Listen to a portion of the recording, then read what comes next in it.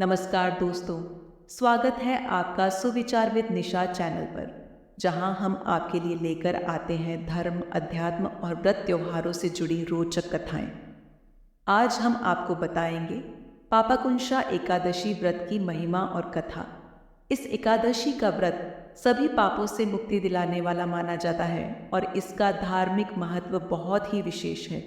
तो चलिए जानते हैं पापाकुंशा एकादशी व्रत की कथा और इसके लाभ।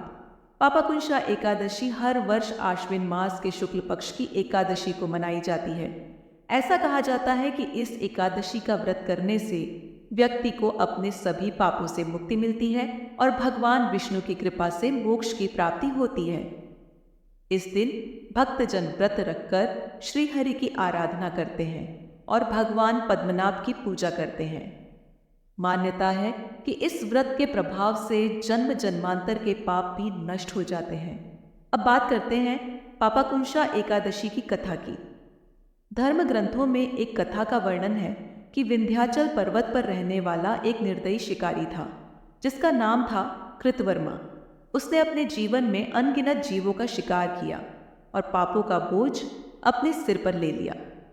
लेकिन जब उसका अंत समय निकट आया तो उसे अपने पापों का एहसास हुआ और उसने अपने सभी पापों से मुक्ति पाने के लिए किसी आर्षि से मार्गदर्शन मांगा।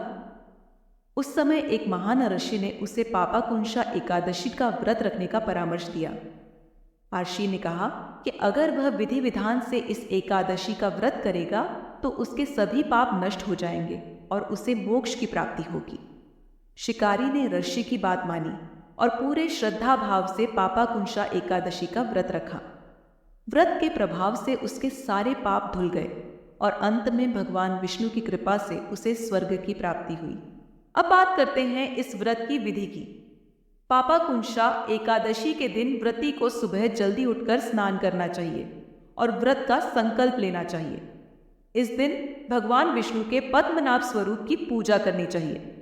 पीले फूल, तुलसी के पत्ते और धूप दीप से भगवान की आरती करें। दिन भर व्रत रखते हुए भगवत भजन कीर्तन करें और रात्रि में जागरण का भी विधान है। अगले दिन द्वादशी को व्रत का पारण किया जाता है। दोस्तों, पापाकुंशा एकादशी व्रत सिर्फ पापों से मुक्ति दिलाने वाला ही नहीं है, बल्कि यह हमें जीवन में धार्मिकता और सत्य के मार्ग पर चलने की प्रेरणा भी देता है। इस व्रत के करने से न सिर्फ हमें पापों से छुटकारा मिलता है, बल्कि भगवान विष्णु की कृपा भी प्राप्त होती है। अगर आपको हमारा यह वीडियो पसंद आया हो तो इसे लाइक करें और हमारे चैनल सुविचार विद निशा को सब्सक्राइब करना न भूलें। मिलते हैं अगले वीडियो में। तब तक के लिए धन्यवाद और जय श्री हरि।